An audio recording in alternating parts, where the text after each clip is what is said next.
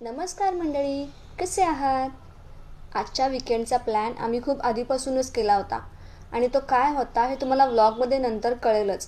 आज संडे असल्यामुळे मी ब्रेकफास्टसाठी बनवले होते मोड आलेल्या मुगाचे अप्पे.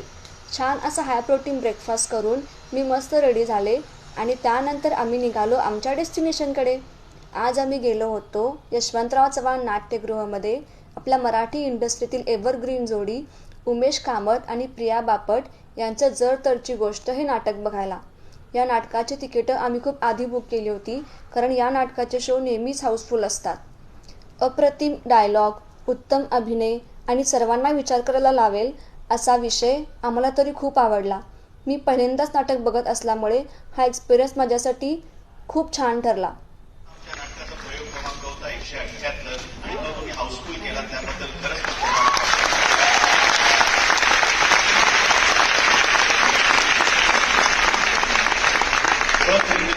आशुतोष गोखले,